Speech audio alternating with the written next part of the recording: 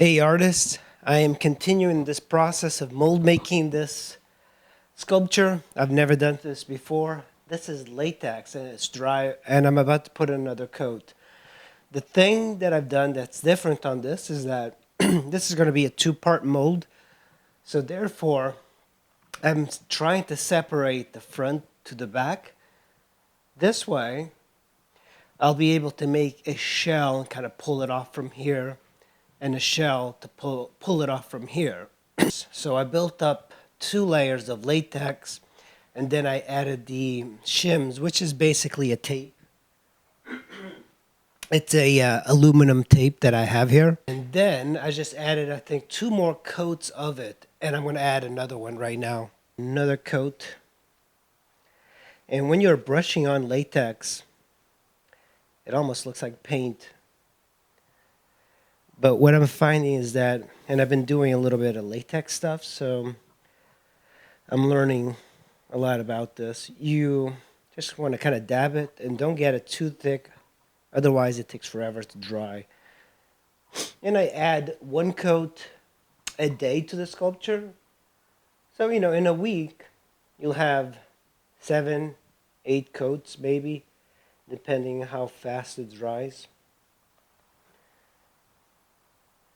The clay that I used here is Chavant, and Chavant makes really good products. Make sure you get it underneath the mouth, the chin, the nose, inside the nostrils. Very important to not miss anything. Kind of helps to dab as well.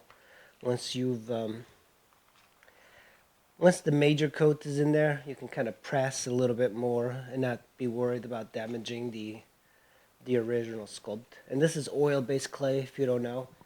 Normally I use water clay. And I do like how water clay feels like. But I think working with plasticine, it's nice, it's cleaner than water clay, but water clay feels like you're painting. And with plasticine, I think even the works that I've done in plasticine, they almost look almost robotic in a way. Because the clay is just so much stiffer and it just doesn't seem to work as well for making very fast impressions. But it is nice to not get your floor dirty and stuff when you're working with the oil-based clay.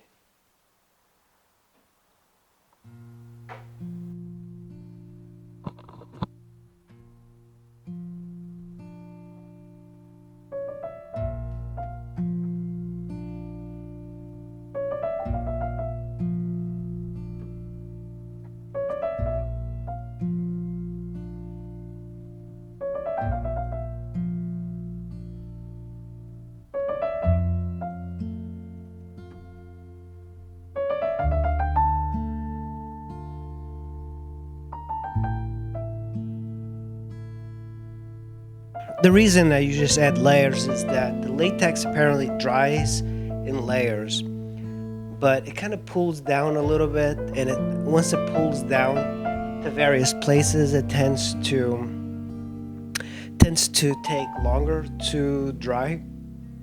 But latex, it's a little bit easier to work with than silicone, but silicone is what everybody likes. I think I'm going to start working a little bit smaller just so if I ever get into silicone mold making, it'll be a lot cheaper.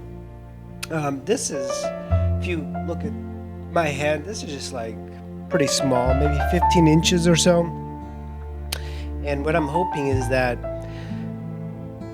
once I remove the mold and I make a cast, I want to see if I can remove the hood and just do one of Martin Luther King. It'll be kind of cool to have that because it came out to be a pretty decent likeness, so I think that'll be interesting. I am about to start mold making this thing. It's a rhino that I sculpted a while ago, and it's made out of I think Van Aken clay. It's oil based, And I've been researching, worried about doing it, not because it's a great sculpture, but I kind of wanted to get this done. It'll be kind of neat to make small little versions of it. And what I've done is I separated the base from this, and I removed the two things that go into the back here. So I can pick this up, move it aside, and now I have a way to get both of these done. I don't know if this is the correct way, but if I make it out of plaster or plastic, I guess I can put this back. It will just glue back. I don't know. Some people with the sculptures, the four-legged animals like this, they make something right here. I'm not really sure, because I'm going to have to somehow put a shell on here to separate. So I was thinking of putting like some shims here on the head, and then just dividing it all around, and then separating it and then cutting around the legs. So I'm not really sure, but I'm going to go ahead and put one coat of latex on here, just so I have some sort of base.